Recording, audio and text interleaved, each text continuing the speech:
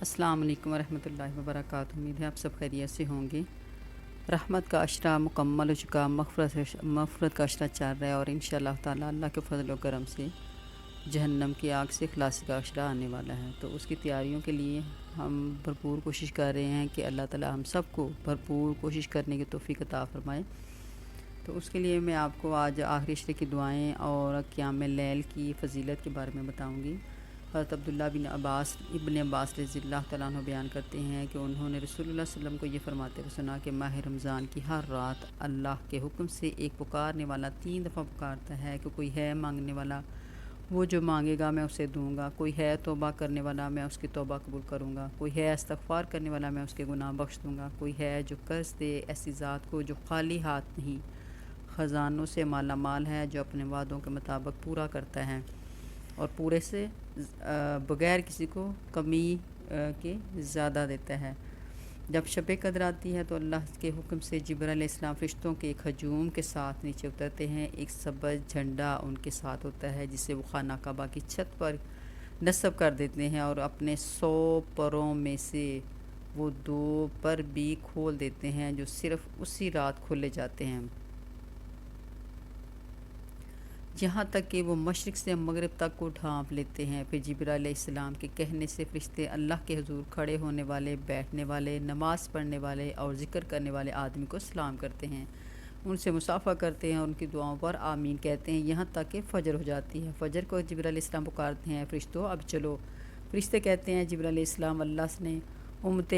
محمد کے مومنین کی حاجتوں کے بارے میں کیا فیصلہ کیا؟ تو جبرائیل علیہ السلام کہتے ہیں، آج کی رات اللہ نے سب پر نظر رحمت فرمائی، سب کو معاف کر دیا، سب کے گناہ بخش دی ہیں سوائے 4 آدمیوں کے۔ حضرت ابن عباس کہتے ہیں رضی اللہ تعالیٰ عنہ کہ ہم نے پوچھا اللہ کے رسول یہ کون لوگ ہیں؟ تو آپ صلی اللہ علیہ وسلم فرمایا، ایک وہ لوگ جو کثرت سے شراب پینے والے ہیں، دوسرے اپنے والدین سے قطع تعلق کرنے والے، تیسرے رشتہ داروں کے حقوق ادا نہ کرنے والے، اور چوتھے دوسروں سے حسد و بغض اور عداوت اور نفرت رکھنے والے ہیں۔ حضرت عبداللہ بن عمر رضی اللہ تعالیٰ عنہ رسول اللہ صلی اللہ علیہ وسلم سے روایت بیان کرتے ہیں کہ روزہ اور قرآن بندے کی شفاعت کرے گا۔ روزہ کہے کہ اے رب، میں نے اسے دن بھر کھانے پینے اور خواہشات سے روکے رکھا، بس اس کے حق میں میری شفاعت قبول کر لے۔ اور قرآن کہے گا، اے رب، میں نے اسے رات کو سونے سے روکے رکھا، بس اس کے حق میں میری سفارش قبول کر لے۔ چنانچہ روزہ اور قرآن دونوں کی سفارش قبول کی جائے گی، اور اصل شفاعت کرانے والے بندے کی ایک اپنے نیک اعمال ہیں۔ حضرت عائشہ صدیقہ رضی اللہ تعالیٰ عنہ بیان کرتی ہیں کہ جب رمضان کا آخری عشرہ تھا تو رسول اللہ صلی اللہ علیہ وسلم اپنا تہبند مضبوط باندھتے، گویا کمر کس لیتے، خود راتوں کو جاگتے اور اپنے گھر والوں کو بھی جگاتے۔ بخاری مسلم کی حدیث میں ہے یہ کہ ہر رات میں خیر و برکت کے خزانے برستے ہیں، لوگ پاؤں پھیلائے ہوئے سوئے رہتے ہیں، مگر رمضان کی راتوں کا کیا کہنا ہے، انہی راتوں میں وہ رات بھی ہے جو 1000 مہینوں سے بہتر ہے۔ قرآن کی تلاوت سے دل کو چمکانے کے لیے اور قیامت کے دن اپنی شفاعت کا سامان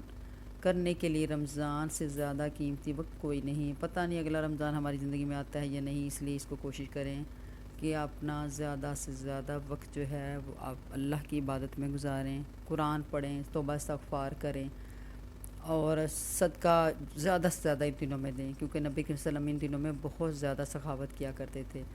دنیا تو ہے ہی بے وفا، قیامت والے دن جب بھی سہاروں کی ضرورت ہوگی یہ سہارا نہ فراہم کرے گی۔ حشر کے میدان میں اس کی بے وفائی عروج پہ پہنچ جائے گی، اور دنیاوی رشتے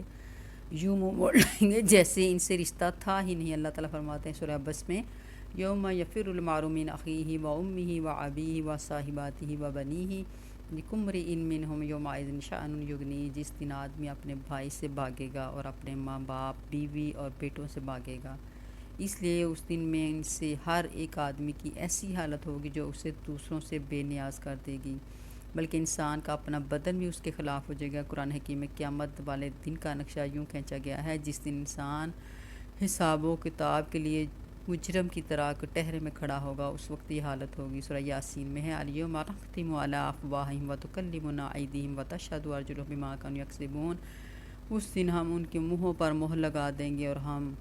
ان کے ہاتھ باتیں، اور ان کے جو ہاتھ ہیں وہ باتیں کریں گے، ان کے پاؤں گواہی دیں گے اس پر جو وہ کرتے رہتے تھے۔ ہاں، انسان کا اپنا بدن بھی اس کا دشمن اور جاسوس نکلے گا، ایسے میں شریعت کی محبت ہی کام آئے گی، جو روزے سے محبت رکھتا ہے اس کے لیے دنیا میں بھی خوشیاں اور آخرت میں بھی خوشیاں ہوں گی۔ دنیاوی رشتے منہ موڑتے ہیں تو انسان غمزدہ ہو جاتا ہے، روزے سے محبت اسے کبھی غمزدہ نہیں کرے گی، بلکہ نبی کریم صلی اللہ علیہ وسلم کا فرمان ہے کہ جو بھی روزے دار کے لیے دو خوشیاں ہیں جن سے وہ خوش ہوتا ہے، ایک جب روزہ کھولتا ہے تو خوش ہوتا ہے، اور دوسری خوشی جب وہ اپنے رب سے ملے گا اپنے روزے سے خوش ہوگا۔ یوں سمجھیے کہ روزہ ایک مشقت ہے جسے روزہ دار سارا دن برداشت کرتا ہے، اور جب افطاری کا وقت ہوتا ہے تو مشقت کے اختتام کا اعلان کر دی جاتا ہے، اور مشقت کو مٹانے والی چیز بھی عطا کر دی جاتی ہے۔ اس وقت آدمی کے دل میں خوشی کی لہر دوڑ جاتی ہے۔ اسی طرح حشر کا میدان ایک بہت بڑی مصیبت اور مشقت کا نام ہے، مگر روزے دار کے لیے اچانک اس مشقت سے چھٹکارے کا اعلان کر دیا جائے گا۔ حوض کوثر کے جام بھی اس کی نظروں کے سامنے اور اس کی دسترس میں ہوں گے، اور جنت کا دروازہ باب الریان بھی اس کی آنکھوں کے سامنے اس کا انتظار کر رہا ہوگا۔ ماشاءاللہ یہ خوشی دنیا کی خوشی سے کہیں بڑھ کر ہوگی۔ شریعت کا کوئی عمل ایسا نہیں جس کے کرنے والے سے اللہ تعالیٰ نے یوں والہانہ محبت کا اظہار کیا ہو۔ ابو ہریرہ رضی اللہ تعالیٰ عنہ نبی کریم صلی اللہ علیہ وسلم سے روایت کرتے ہیں کہ قسم ہے اس ذات کی جس کے ہاتھ میں محمد صلی اللہ علیہ وسلم کی جان ہے، روزے دار کے منہ کی بو اللہ کے ہاں کستوری کی خوشبو سے بھی زیادہ پاکیزہ ہے۔ اس حدیث سے فیصلہ کر دیا کہ اللہ تعالیٰ کے ہاں عمل کی قدر ہے، اور یہ بھی کہ اللہ کے بندے سے محبت اور بندے سے محبت میں بڑا فرق ہے۔ خالی معدہ ہونے کی وجہ سے بندے کے منہ سے جو بو نکلتی ہے اور دوسرا بندہ پسند نہیں کرتا، خواہ وہ کتنا ہی زیادہ اس سے محبت کرنے والا، لیکن رب کی محبت ہے کہ اس بو کی کستوری سے بھی زیادہ پسندیدہ قرار دے دیا۔ پھر بندے اور اللہ کی محبت کے درمیان ہر وہ چیز حائل ہو سکتی ہے، اللہ نے اسے دور کر دیا، یہاں تک کہ وہ فرشتے جو اعمال کا ثواب لکھتے ہیں انہیں بھی یہ کہہ کے روزے کا ثواب لکھنے سے روک دیا کہ الصوم لی وانا اجزی بہ، کہ روزہ میرے لیے اور میں ہی اس کی جزا دوں گا۔ سبحان اللہ۔ دیکھیے اللہ فرماتا ہے کہ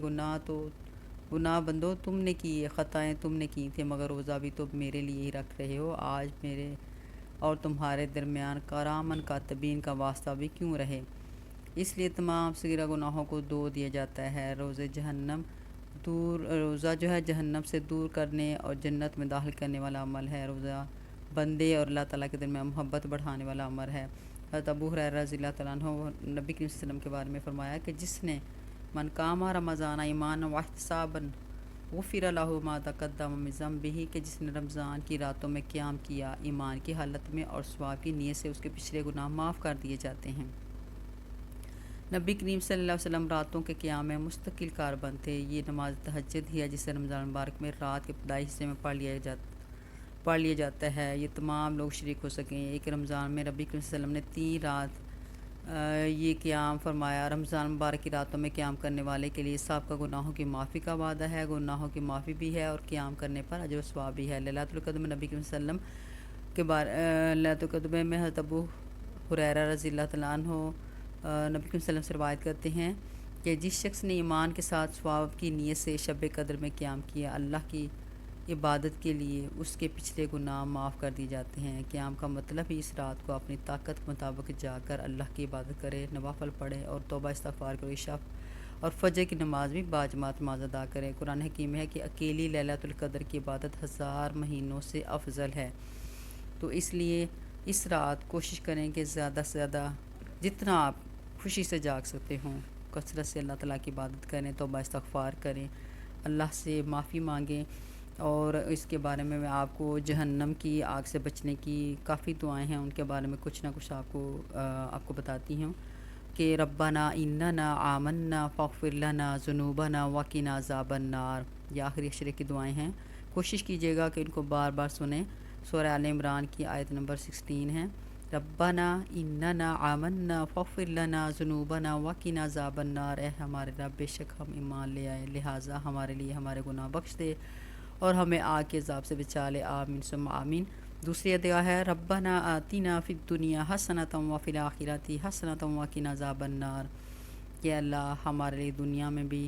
بھلائی عطا فرما اور آخرت میں بھی بھلائی عطا فرما اور ہمیں آگ کے عذاب سے بچانا، آمین ثم آمین۔ تیسری دعا ہے ربنا اصرف عنا عذاب جہنم ان عذابها کان غراما انها ساءت مستقرا ومقاما، سورہ فرقان کی آیتیں، کہ ہمارے رب ہم سے عذاب جہنم کو دور کر دے، بے شک اس کا عذاب کافروں و گناہگاروں کے لیے اٹل ہے اور وہ جہنم ہر لحاظ سے بری جگہ ہے اور خواہ وہ تھوڑی دیر قیام کی ہو یا وہ ہمیشہ کا مقام ہو، اللہ تعالیٰ اسے ہم سب کو بچا کے رکھنا، اور ہمیں یہ جو دن ہے گنتی کے ان پہ نیک اور کارآمد کر، اے اللہ ہمارا ہر عمل صدقہ جاریہ ہمارے لیے بنا، ہماری اولاد کو ہمارے لیے صدقہ جاریہ بنا، اور ہمیں اپنے والدین کے لیے صدقہ جاریہ بنا، اپنے بہن بھائیوں، والدین، اپنے عزیز و اقارب، اپنے شوہر، اپنے ماں باپ کے لیے خصوصی دعاؤں کے لیے گزارش ہے کہ آپ اپنے لیے بھی دعائیں کریں، اپنے والدین کے لیے، اپنے بہن بھائیوں کے لیے، اپنی اولاد کے لیے۔ ان دنوں سے کسی کو محروم نہ کریں۔ آپ کی جو بہترین اور آپ کی اولاد ہے، آپ کے بہن بھائی ہیں، آپ کے عزیز و اقارب ہیں، آپ کے پورا خاندان ہے، ان کو ان چیزوں سے محروم نہ کریں۔ نہ سونے کے لیے زیادہ ٹائم دیں، کوشش کریں یہ گنتی کے چند دن ہیں وہ زیادہ سے زیادہ استغفار کریں، درود شریف پڑھیں، جہنم کی آگ سے بچنے کی دعائیں پڑھیں، توبہ استغفار کے لیے جتنی آیات ہیں تھوڑی سی کلمہ